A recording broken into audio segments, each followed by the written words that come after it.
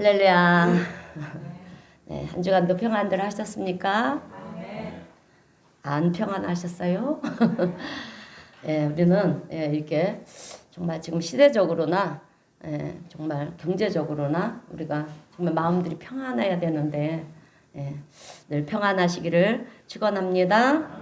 자, 지금 우리는요 사순절 기간을 지내면서 요한복음에서 예수님께서 당신을 어떻게 계시하고 계시는가, 나는 누구다, 이렇게 표현을 하고 계십니다. 그래서 우리가요 매주일마다 그 말씀을 묵상하면서 은혜를 이렇게 나누고 있는데요. 사순절 첫 번째 주일날은 나는 생명의 떡이다. 그리고 그 다음 날은 나는 세상의 빛이다. 그리고 나는 양의 문이다. 나는 선한 목자다. 그리고 오늘 말씀에는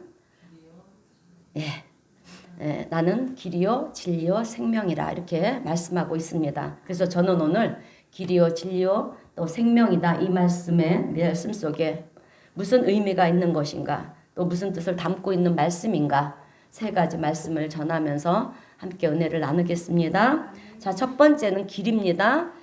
나는 길이요 이 말씀 속에 담겨져 있는 뜻은 예수님은 우리의 유일한 구원의 길이시다라고 하는 것입니다. 우리의 구원의 길은요 오직 예수 그리스도 이신 줄 믿으시기를 주님의 이름으로 축원드립니다. 자, 여러분 오늘 본문의 말씀을 우리가 가만히 묵상하다 보면 도대체 무슨 배경에서 이런 말씀을 하셨을까? 좀 의문을 가질 필요가 있어요. 왜 이런 말씀을 하셨을까? 저는 아마도 누군가가 그러지 않았을까 싶어요. 예수님, 내가 인생을 사는 데 있어서 어느 길로 가야 될지 모르겠습니다. 어느 길로 가야 되는지 가르쳐 주세요. 예수님, 세상에는 참과 거짓이 참 많이 있습니다. 무엇이 진리인지 제가 알기를 원합니다. 그래야지 우리가 진리의 길을 걸어가지 않겠습니까? 예수님, 생명이 너무도 귀한데 도대체 생명이라는 것이 무엇입니까? 이런 질문을 하게 될 때 예수님께서는 거기에 대한 답변으로요, 내가 곧 길이요 진리요 생명이라 이렇게 답을 하시는 거예요.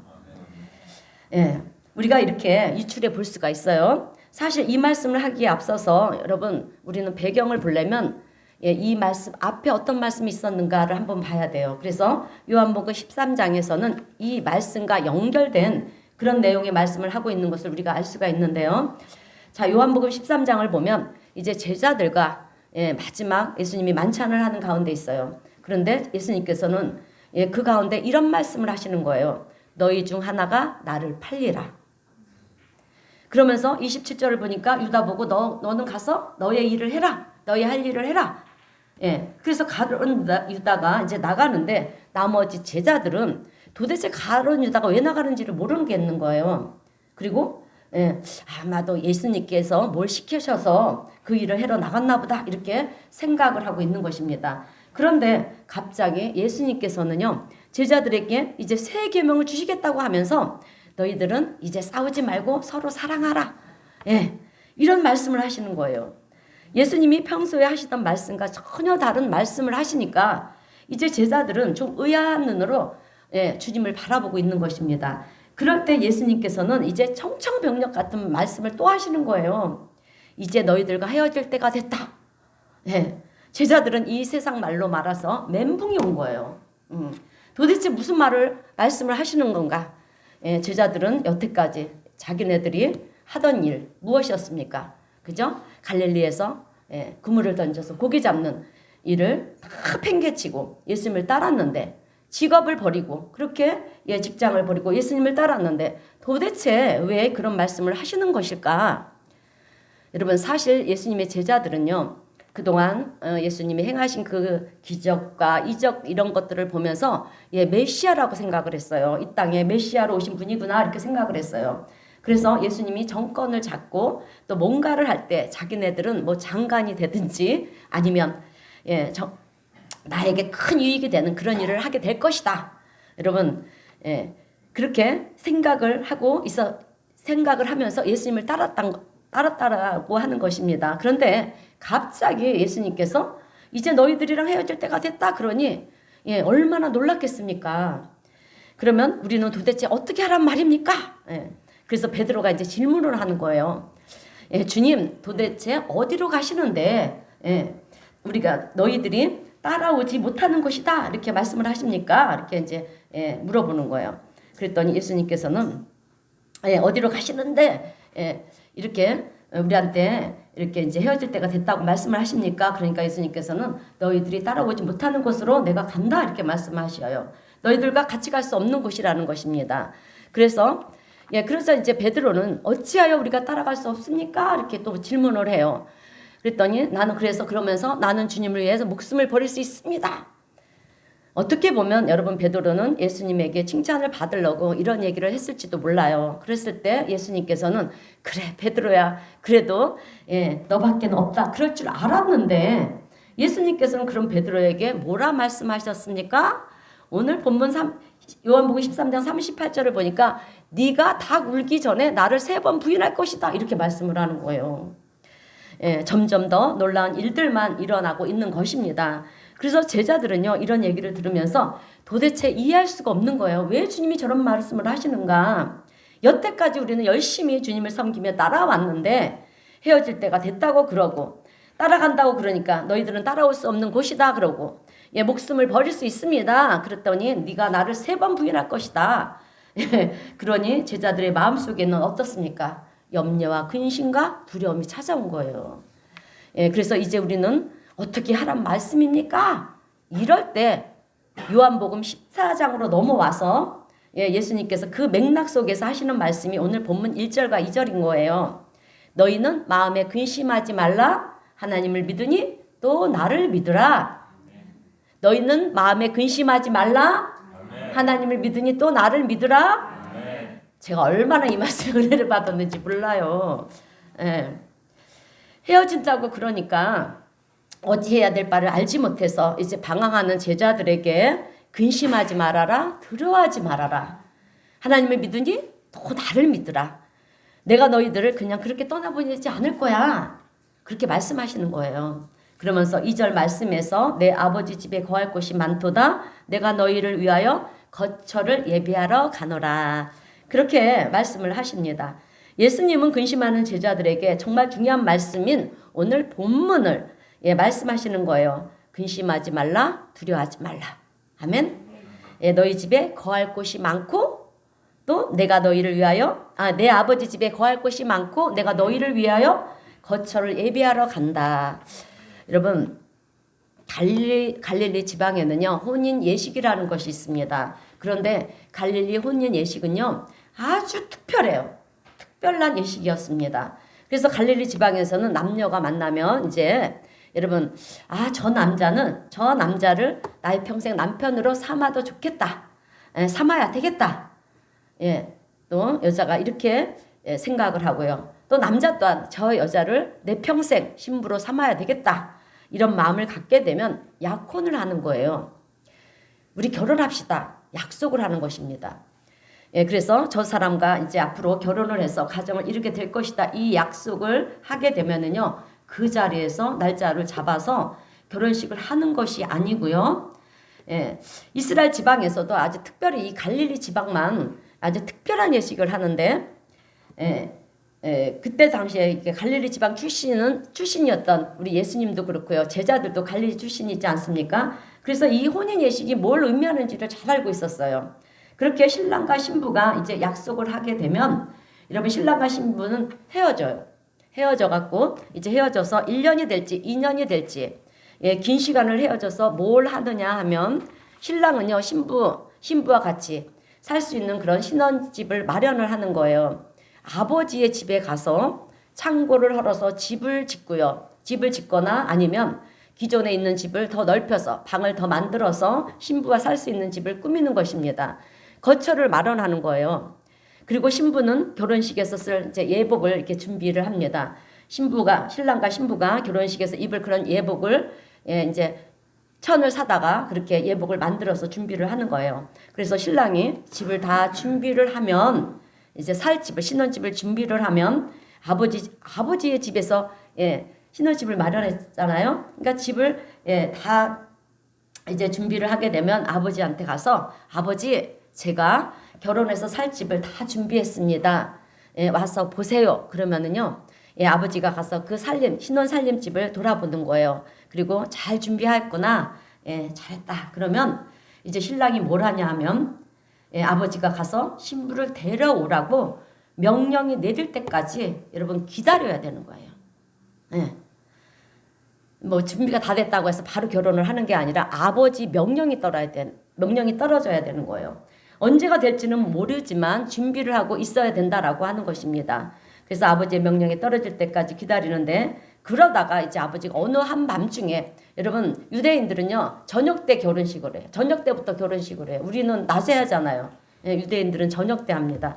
그래서 어느 밤중에 아버지가 와가지고 신랑을 깨워서 아들을 깨워서요. 야 아들아 이제 가서 너 신부를 데리고 와라. 그러면 그 밤에 이제 신랑의 친구들을 불렀어요. 신부의 집으로 달려가는 거예요. 그렇게 달려가서 친구들이 신랑 왔다. 예, 우리 예전에 결혼할 때 지금 그런 풍습이 다 사라졌어요. 그죠? 소음 방에다 해갖고 뭐 함진 애비들이 그죠? 이렇게 해갖고 가서 신랑 도착했다고 막 소리 지르지 않습니까? 그렇게 그런데 이제 이런 맥락을 보면 이스라엘이라는 나라하고 우리나라하고 아주 이렇게 비슷한 게 너무 많은 거예요. 예, 뭐 남북이 북이스라엘과 남유다가 갈라진 것처럼 우리나라도 지금 남과 북이 이렇게 갈라졌고 그죠? 예, 이렇게 결혼 예식도 좀 비슷해요.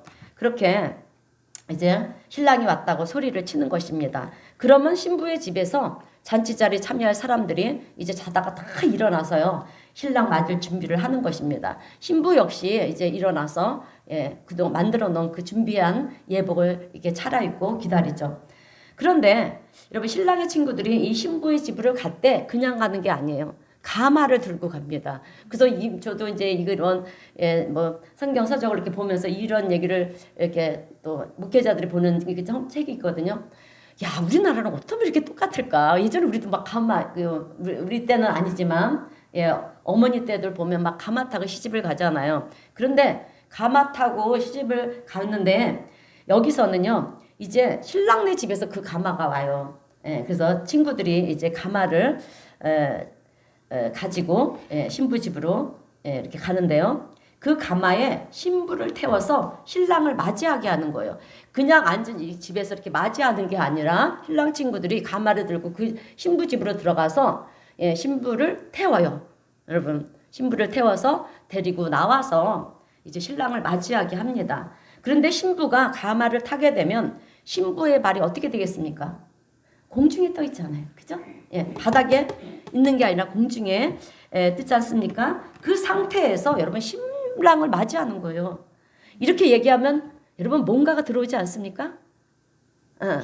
우리가 예수님 재림 때 어떻게 만납니까? 공중에서 만나요, 주님을. 이 땅에 발이 띄어 있는 상황에서 만난다라고 하는 거예요. 신랑을 맞이하는 거예요. 그렇게 신랑을 맞이해서 신부는 신랑의 집으로 이제 아버지 집으로 가는 것입니다. 이것이 갈릴리 혼인잔치의 방법이었습니다. 그래서 예수님께서 거처를 예배하러 간다 그랬을 때 갈릴리 출신이었던 이 예수님의 제자들은요. 우리 갈릴리 지방에 혼인잔치에 대한 이야기를 하는 것 같기도 하고 긴가민가 그렇게 잘 모르겠는 거예요. 그런데 우리는 지금 성경을 통해서 보니까 알고 있는 거잖아요. 그래서 예수님께서 우리를 맞이하게 될 때 이 갈릴리 혼인잔치와 같이 똑같다라고 하는 거예요. 그래서 신랑 대신 예수님께서 이제 제자들을 위해서 거처를 예배하러 가는 거예요. 또 예수님을 믿는 여러분 우리들이 신부잖아요. 우리가 신부입니다.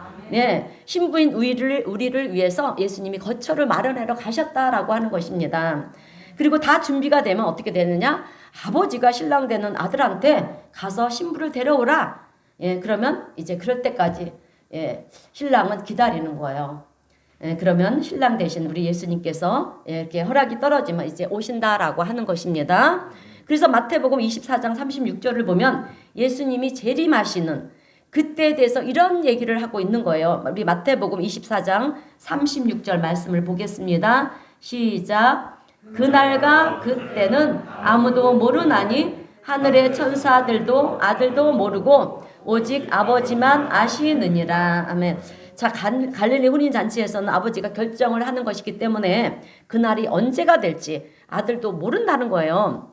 천사들도 모르고요. 준비가 다 되었는데 왜 아버지가 신부를 데리고 오라고 안 시키는지 아들도 모른다라고 하는 것입니다. 아버지가 그때를 정한다는 거예요. 그리고 데려오게 될 때 공중에서 주를 만난다. 제가 좀 전에 얘기했죠?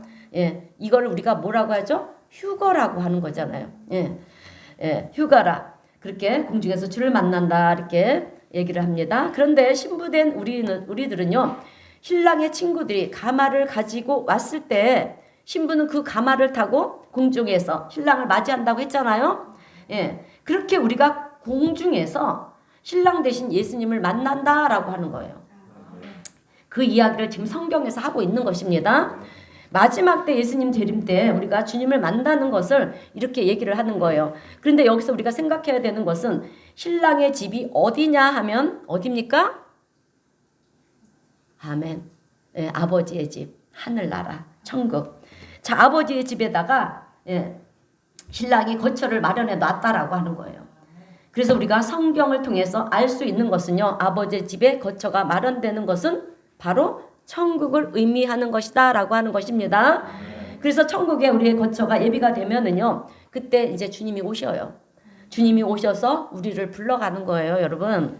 그런데 중요한 것은 그 아버지의 집에 들어갈 수 있는 자격을 가진 사람이 누구냐라고 하는 거예요. 오직 신랑 대신 예수님만이 그 아버지의 집에 들어갈 수 있는 자격이 있는 줄로 믿습니다. 그리고 그 신랑 대신 예수님께서 누구를 데려가느냐 하면 신부를 데려가야 되잖아요. 그죠? 신부인 제자들을 데려가고요. 또 신부인 예수님을 믿는 우리들을 데리고 들어가는 거예요, 여러분. 그래서 천국에 들어갈 수 있는 자격을 가진 예수님만이, 이렇게 신랑 대신 예수님만이 우리로 하여금 천국으로 가는 길이다라고 하는 것입니다. 길이 그거예요, 여러분. 내가 길이요, 천국 가는 길이라는 것입니다. 그래서 오늘 말씀처럼 내가 곧 길이요, 구원의 길이라는 것은 천국에 들어갈 수 있는 권세를 가진 사람, 가진 분 누구십니까? 우리 예수님만이 우리를 인도해서 들어갈 수 있는 유일한 구원의 길이다라고 하는 거예요. 그런데 여기서 가장 중요한 것은 예수님만이 구원의 길이 되시는데, 중요한 것은요, 우리가 예수님의 신부가 되어야 한다라고 하는 거예요. 여러분, 신부가 아니면 거길 들어갈 수가 없잖아요. 그죠? 신랑을 따라갈 수가 없잖아요. 여러분, 갈릴리 지방에서 신랑과 신부가 결혼을 하게 될 때 가장 중요하게 여기는 조건, 약속이 있었어요. 그것이 무엇이냐면 무조건 신랑을 믿는 거예요. 신부는 무조건 신랑을 믿는 거예요. 오늘 우리는 무조건 예수님을 믿는 거예요. 아멘. 네. 우리의 신앙생활이 여러분 그렇다는 거예요. 예수님, 당신을 나의 신앙생활의 신랑으로, 나의 유일한 구세주로 내가 영접합니다. 그러면 주님과 나는 이제 약속한 관계가 되는 거예요. 우리가 믿음으로 그리스도를 영접하게 될 때, 그래서 우리는 예수 그리스도의 신부가 되는 것입니다. 그랬을 때 우리는요, 예수 그리스도가 우리를 구원의 길로, 천국의 길로 인도하시는 그 주님으로 인해서 우리가 다 구원받는 하나님의 백성들이 되는 줄로 믿습니다. 그래서 우리가 천국으로 갈 수 있는 길은 다른 길이 없는 거예요. 오직 예수 그리스도만이 아버지의 집에서 오신 하나님의 아들, 독생자, 그죠? 예수 그리스도만이 우리를 구원의 길로 인도하시는 분이시라는 거예요. 그래서 사도행전 4장 12절에서도 그렇게 말씀을 하고 계십니다. 우리 사도행전 4장 12절 말씀 다 함께 읽어보겠습니다. 시작. 다른 이로서는 구원을 받을 수 없나니 천하 사람 중에 구원을 받을 만한 다른 이름을 우리에게 주시니 없음이더라. 아멘. 오직 예수 그리스도의 이름만 우리를 우리가 구원을 받게 된다라고 하는 것입니다. 오늘 우리 성도님들은 예수 그리스도만이 나의 유일한 구원의 길이고 또 구원의 길이다, 이 사실을 분명히 기억하시고요. 예수님을 믿음으로 영접하여 구원의 은혜를 드리는 복된 우리 성도님들이 다 되시길 주님의 이름으로 축원드립니다. 두 번째는 진리입니다. 첫 번째는 뭐라고요? 구원의 길. 두 번째는 진리입니다. 여러분, 진리가 무슨 말이냐 하면 예수님만이 내 인생의 참 진리가 되신다라는 뜻이에요. 예수님만이 내 인생의 참 진리가 되신다라는 뜻입니다. 그러니까 예수님만이 내 인생의 참 진리라시라는 거예요. 여러분, 우리가 사는 세상은 둘로 나눠요. 참과 거짓으로 나눠집니다. 그죠? 예. 둘 중에 하나인 거예요. 누군가가 참이면 누군가는 거짓이라는 것입니다. 그런데 우리가 인생을 살다 보면 이것 저것 많은 것들을 여러분 받아들이지 않습니까? 받아들이는데요. 때로는 참을 받아들일 때도 있지만 거짓인 것을 받아들일 때도 참만 있다라고 하는 거예요. 그래서 우리가 거짓 정보를 진짜 정보로 믿고 그렇게 살아가고 있다라는 거죠. 그런데 내가 받아들인 것, 내가 옳다라고 믿고 받아들인 것이 다 옳은 것이냐? 다 옳습니까? 그렇지 않다라고 하는 거예요. 그 중에는 틀린 것도 많이 있다라고 하는 거예요. 그렇게 되면 나는 진리 가운데 살고 있다라고 우리가 생각을 했는데 내가 살고 있는 방식이나 또 내 모든 것들이 거짓이었다라고 하면 이것은 낭패인 거예요, 여러분. 결국 내 인생은 거짓을 추구하며 산 인생이 되고 만다라고 하는 거죠. 그래서 우리는 내가 받아들일 때 진짜 진리인 것을 받아들이고 살아야 마지막에 가서도 우리가 후회하지 않을 수가 있는데 내가 괜찮다라고 생각한 것이 괜찮은 것이 아니라고 한다면 나중에 어떻게 되겠느냐라고 하는 것입니다. 그러면 낭패를 볼 수밖에 없다라고 하는 거죠. 그런데 우리가 받아들이는 것 중에는 세상 사람들이 받아들이는 것을 보면 꽤 많은 거짓을 진리라고 믿고 받아들이는 경우가 참 많다라고 하는 거예요. 그런데 거짓을 진리라고 속삭이고 받아들이게 만드는 게 바로 누구의 짓이냐? 악한 영의 공격이고 여러분 장난이라는 거예요. 그것이 미혹이라는 거예요, 여러분. 예를 들면 이런 거예요. 예수를 안 믿고 살아도 된다. 믿을 필요가 없다. 여러분 이것을 진리로 믿고 사는 사람들이 세상에는 천만 있어요. 그런데 그것이 마지막에 가서 잘못된 것이라는 것을 알게 되면 여러분 그 인생이 어떻게 되겠습니까? 망하는 인생이 될 수밖에 없는 거잖아요. 여러분 세상은 성경 말씀을 그 시대의 유물이다. 지금 시대는 이것을 받아들일 필요가 없다. 지금은 성경 말씀을 따라 사는 게 아니라 시대의 흐름 따라 살아야 된다. 이렇게 얘기들을 하고 있어요. 그런데 그것이 나중에 아니라고 한다면 그죠? 그들의 인생이 어떻게 되겠습니까? 그 인생은 정말 망하는 인생이 될 수밖에 없다라고 하는 거예요. 그래서 우리는 그냥 되는 대로 살면 안 된다는 것입니다. 내가 지금 바른 길로 가고 있는가? 내가 진짜 진리를 추구하며 살고 있는가? 지금 내가 사는 삶이 거짓된 삶이 아니라 참된 삶을 살고 있는가? 그것을 우리는 늘 생각하면서 그리고 내 자신을 돌아보면서 우리는 살아야 된다라고 하는 거예요. 그래서 오늘 우리는 인생을 살면서 아무거나 선택하며 살면 안 돼요. 내가 좋은 대로 살면도 안 되고요. 옳은 것을 선택하고 살아야 내 인생에 나중에 다 살고 나서 내 인생에 나중에 다 살고 나서 내 인생을 돌아볼 때 우리는 그래도 나는 옳은 인생을 살았구나. 그런데 내가 살면서 거짓된 그런 잘못된 것을 선택하면서 살면 나중에 내 인생을 돌아보게 될 때 나는 거짓된 인생을 추구하며 살았던 인생이 되고 만다라고 하는 거예요. 그러면 여러분 얼마나 낭패겠습니까? 그죠? 그래서 우리는 진리를 선택해야 되는데 오늘 예수님께서는 내가 길이요 진리다 이렇게 말씀을 하고 있어요. 여러분 우리는 진리를 찾는 것이 어렵지 않아요. 왜요? 우리가 믿는 예수님이 진리잖아요. 그죠? 그래서 우리는 진리 찾는 게 어려운 게 아니에요. 그래서 우리는요 이제 진리이신 예수님의 말씀을 듣고요 예수님이 가라고 하는 방향으로 가면 나는 잘 몰라요. 지금 내가 잘 가고 있는지 몰라요. 말씀 따라 가면 예수님의 인도하심 따라 우리가 가는 거잖아요. 가는 것이기 때문에 우리는 진리의 길을 가고 있다라고 하는 거예요. 여러분 우리가 여행을 가면 가이드가 중요하잖아요. 참 중요합니다. 가이드가 잘못된 길로 그죠? 그리고 잘못된 곳으로 우리를 인도한다면 그 여행은 어떻게 되겠습니까? 낭패를 보는 여행이 되지 않겠습니까? 그런데 진리가 되신 분이 믿을 수 있는 분이 우리를 가이드해 준다면 우리는 그 길을 갔대 안전한 길을 가지 않겠습니까? 자, 그래서 우리 인생에 있어서 우리를 낙심하지 않고요. 또 후회하지 않을 수 있는 그런 진리의 길로 인도하시는 분이 누구시냐? 아멘. 예수 그리스도이신 줄로 믿습니다. 자, 여러분 우리의 인생 여정길에는 지뢰밭이 얼마나 많은지 몰라요. 그죠? 잘못 밟으면 폭발을 해요. 내가 선택해야 될 수많은 것들이 얼마나 또 많은지도 몰라요. 그 중에는 참이 있고 거짓이 있습니다. 그러면 우리가 어떻게 참을 선택하고 갈 것이냐? 그것은 예수님이 하시는 말씀을 따라갈 때 우리는 계속해서 참을 선택할 수 있는 인생이 된다라고 하는 것입니다. 그래서 우리는 예수님의 말씀을 묵상하고요. 또 예수님을 따라가는 것이 그리스도인의 삶의 방식이 되어야 되는 것이고요.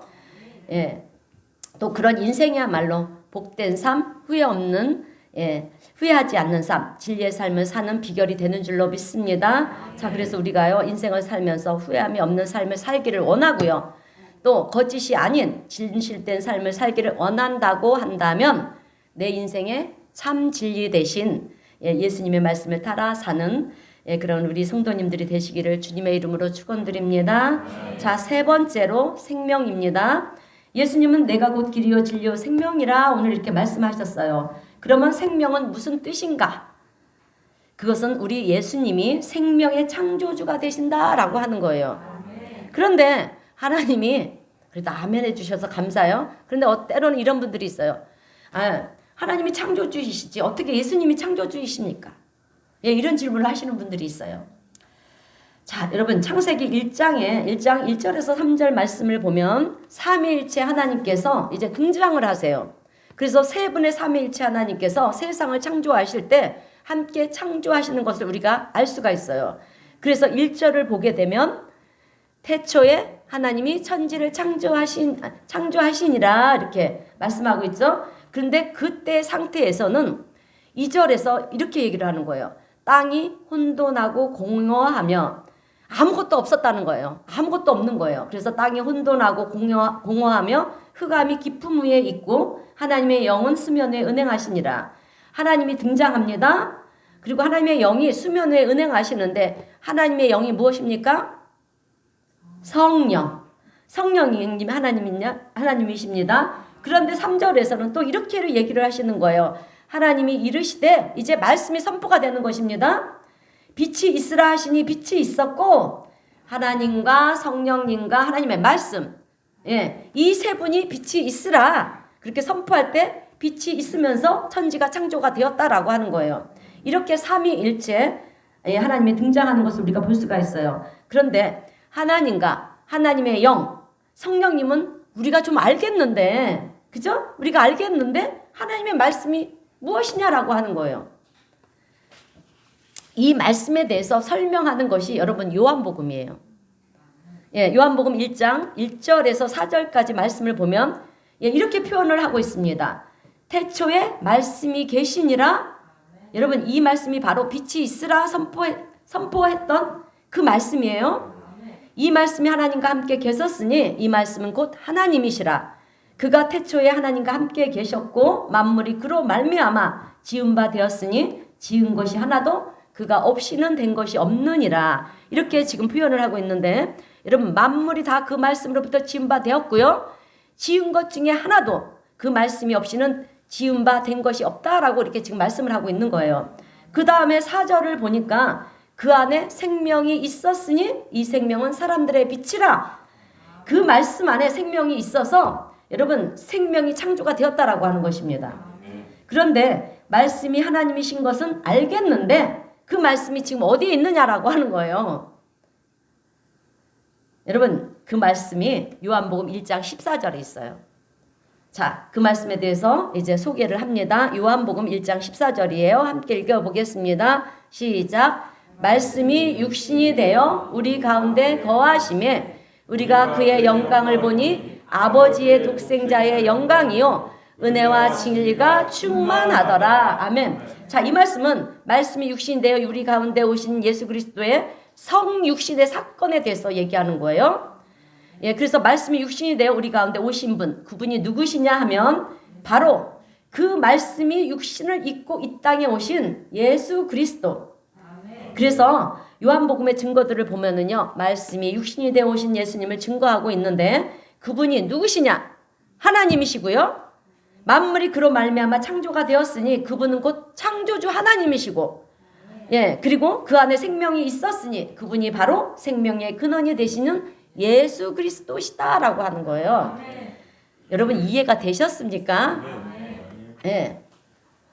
그러면 이제 말씀을 많이 보신 분들은 좀 이해가 되는데 이제 믿은 지 얼마 안 되신 분은 좀 잘 모르실 거예요. 그런데 자꾸 말씀을 듣다 보면 이제 말씀이 들어와요. 그냥 오늘은 여기까지 그냥 이해하세요. 그런데 이 대목이 여러분 세상에서 말하는 진화론과 정면으로 대치가 되는 말씀이에요. 이 말씀이 진화론. 자, 우리 기독교에서는 창조론을 말씀을 합니다. 그런데 세상에서는 우리 학교 다닐 때 진화론을 배웠잖아요. 그죠? 호모 사피엔스, 사피렌스 막 하면서, 그죠? 뭐 원숭이가 진화가 돼서 사람이 되었다. 그러면 원숭이가 이 땅에 없어야 돼. 그죠? 계속 진화가 돼야 되잖아요. 근데 원숭이도 존재하고 있어요. 세상에서는 진화론을 얘기하고 있습니다. 진화가 된다, 발달이 된다, 발전을 한다. 그것은 얼마든지 있을 수 있는 얘기예요. 그죠? 그런데 진화론에서 가장 큰 맹점, 그러니까 아직도 명쾌하게 풀지 못한 일이 한 가지가 있어요. 그것이 뭐냐면 바로 생명의 시작이라는 거예요. 무에서 어떻게 생명이 시작이 되었는가? 그것에 대해서는 절대로 설명을 못하고 있어요. 근데 설명하는 것이 뭔지 아세요? 아미노산을 모아놓고요. 단백질을 모아놓고 그거를 결합시켜서 전기 충격을 하면 여러분 살아난다는 거예요. 우리 몸은 아미노산 단백질로 막 구성이 돼 있잖아요. 그죠? 아미노산 막 연결돼 갖고 이런 걸 모아놓고 세월이 흐르다 보면 그게 모아져서 이제 결합을 돼 갖고 막 전기가 막 충격이 되면 우리 이렇게 사람이 이렇게 생물체가 이렇게 생긴다는 거예요. 근데 여러분 이게 말이 됩니까? 이건 말이 안 되는 것입니다. 이런 얘기는요. 세월이 지나고 보니까 어느 날 갑자기 저절로 아파트가 생겼다. 이 얘기와 같은 얘기예요. 여러분 아파트가 어떻게 저절로 생겨요? 설계자가 있잖아요. 그죠? 설계자가 있고 그 또 설계도를 통해서 만든 자들이 있으니까 아파트가 지어진 거예요. 이것은 확률적으로 있을 수가 없는 얘기입니다. 진화론에서 다리가 짧아졌다, 뭐 길어졌다, 이런 얘기는 할 수 있지만 생명이 어떻게 만들어졌느냐 이 부분에 대해서는 그랬을 것이다. 그들은 추측을 하고 있어요. 그죠? 연구 결과가 아마도 이런 상황에서 이렇게 되지 않았을까? 이렇게 막 발표들을 하잖아요. 그런 일이 일어날 수 있는 확률은 제로에 가깝다라고 하는 거예요. 그랬을 것이다. 이 추측하는 것은 여러분 생명이라는 것이 무엇입니까? 생명이라고 하는 것이 어떻게 진화론으로 설명이 되겠습니까? 그런데 여러분 성경에서 말하는 이 생명의 기원은요. 창세기 2장 7절에 있어요. 여러분. 자, 창세기 2장 7절 우리 다 함께 읽어보겠습니다. 시작. 여호와 하나님이 땅의 흙으로 사람을 지으시고 생기를 그 코에 불어넣으시니 사람이 생명이 되니라. 아멘. 자, 여호와 하나님이 땅의 흙으로 사람을 지으시고 흙을 가지고 사람의 형상을 만든 거예요. 아멘. 우리를 만드신 거야. 흙으로. 그리고 생기를 그 코에 불어넣으시니 사람이 생명이 되니라. 하나님의 생기를 후 하고 우리 코에 넣어준 거예요. 하나님의 생기가 들어갔어요. 우리 코에 불어넣어서 사람이 사람이 살아있는 존재가 되었다라고 하는 거예요. 여러분 이해가 되십니까? 여러분 이 얘기는요. 어떻게 들으면 신화처럼 들려요. 그죠? 들릴 거예요. 들릴 수도 있습니다. 그러나 이것처럼 여러분 정확한 설명이 없다라고 하는 거예요. 왜냐하면 우리 사람이라는 존재가 여러분 어떻게 구성이 됐어요? 우리 몸이 어떻게 구성이 됐습니까? 육체와 영혼으로 구성이 되어 있잖아요. 아니, 그냥 정답이에요, 그것도. 육체와 영혼으로 구성이 되어 있어요. 그리고 어느 순간인가 우리가 죽음을 맞이하게 되면 여러분 죽음이라는 것은 육체에서 영혼이 분리가 되는 것이 죽음이에요. 그래서 분리가 돼서 영혼은 하나님께로부터 왔으니까 하나님께로 가는 거고요. 우리 육체는 땅에서 왔잖아요. 흙으로 만들었잖아요. 그러니까 다시 흙으로 티끌로 돌아가는 거예요. 이해되시죠? 원리대로 돌아간다라고 하는 거예요. 그래서 우리가 죽으면 어떻게 합니까? 영혼이 떠나갔습니다. 돌아가셨습니다. 돌아가셨습니다. 왔던 곳으로 다시 갔다는 표현이에요. 너무 맞지 않아요? 예, 돌아가셨습니다. 왔던 곳으로 돌아가셨다라고 하는 거예요.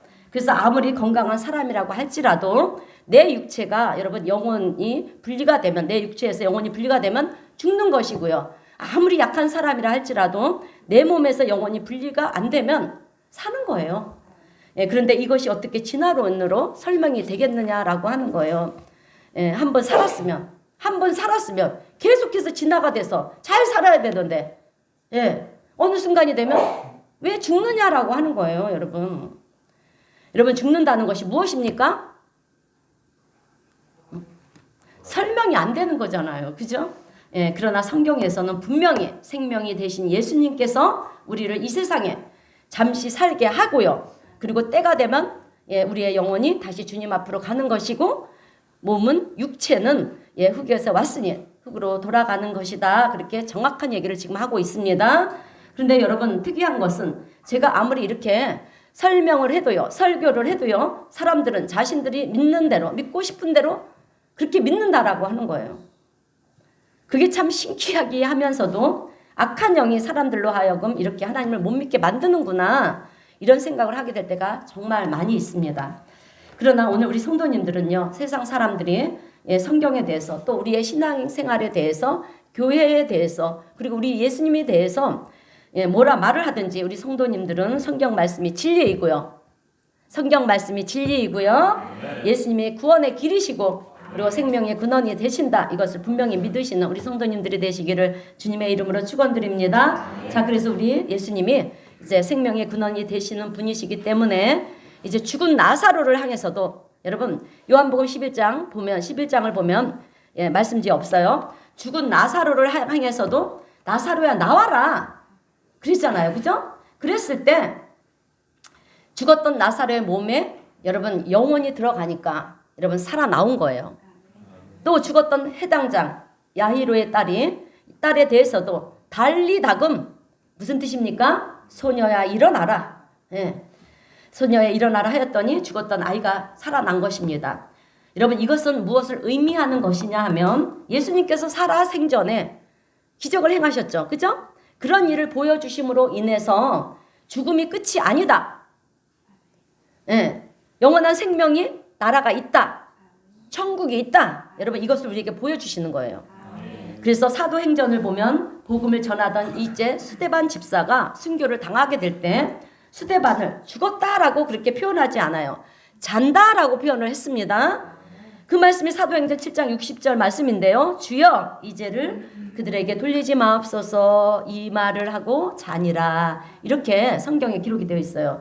자기에게 돌을 던져서 죽어가는 그 스데반 집사가 이제 주님 앞에 마지막으로 자기에게 돌을 던진 자들을 용서해달라고 그렇게 기도를 하고 죽었다라고 표현하지 않고요.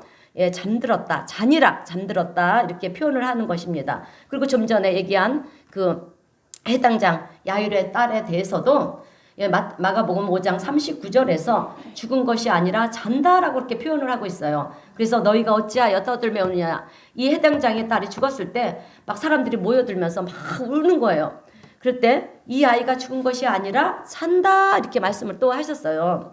이렇게 표현을 하는 것은 아주 죽는 것이 아니기 때문에 우리가 어디로 갑니까?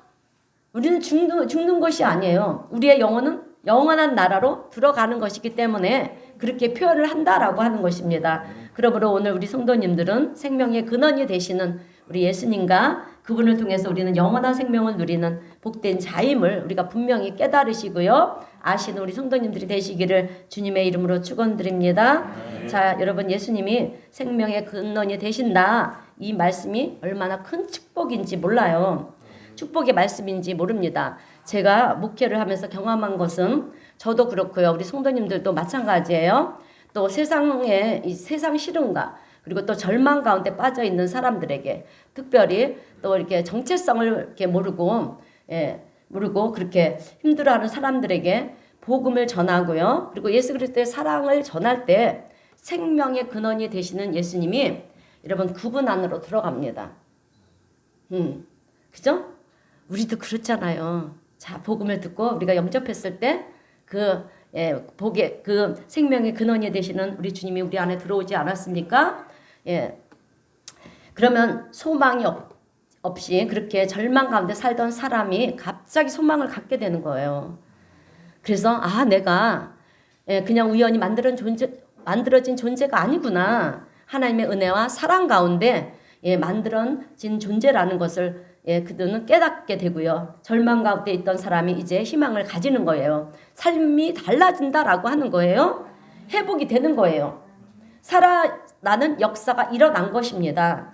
왜? 생명의 근원이 되시는 주님이 우리의 안에 들어왔기 때문에. 그리고 가정이 다 깨어지고요. 그리고 분열이 되고 나눠지고 그렇게 망가진 그런 가정도 보면 이 복음이 들어가니까 어떻게 되는지 아십니까? 가정이 회복이 되는 거예요. 살아난 역사가 일어나는 것입니다. 여러분 세상 역사를 한번 보세요. 어렸던 나라들이 복음이 들어가니까 어떻게 되었습니까? 잘 사는 나라들이 됐어요. 우리나라도 100년 전만 해도 50년만 해도 여러분 얼마나 헐벗고 가난한 나라였어요. 가난한 나라였으니까 여러분 제가 어렸을 때만 해도 먹을 것이 없었어요. 그래서 그 보리로 나는 지금은 너무 먹고 싶은데 왜 그때는 그게 그렇게 싫었는지 몰라요. 보리가루로 빵을 만들어 주는데 그 호박잎 있잖아요. 호박잎에다가 해갖고 쪄갖고 주는데 그때 당시 너무 싫은 거예요. 근데 지금은 그게 그렇게 그리워요. 그리고 먹을 것이 없어서 여러분 아카시아 꽃도 따먹고 그죠? 기억나죠? 저의 연배도 다 기억하실 거예요. 그리고 논에 가서 어떻게 했습니까? 메뚜기 잡아다가 그죠? 구워 먹고 그런 시절이 엊그저께 같잖아요. 여러분 공감을 못 하세요? 우리 김남원 성도님은 공감을 못 하시는구나. 죄송해요. 그런 시절이 있었어요. 우리나라에도. 여러분. 그죠? 먹을 것이 없어서 그런 시절이 있었어요. 그런데 여러분 지금은 어떻습니까? 먹거리가 넘쳐나는 세상이 됐어요. 우리나라도 130여 년 전에 복음이 들어오지 않았습니까? 그 이후로 우리나라가 이렇게 잘 먹고 잘 사는 나라가 되었다라고 하는 거예요. 초창기의 기독교 국가들도 보면 여러분 얼마나 그 문명들이 얼마나 발달이 됐는지 몰라요. 또한 잘 먹고 행복한 나라들이 되지 않았습니까?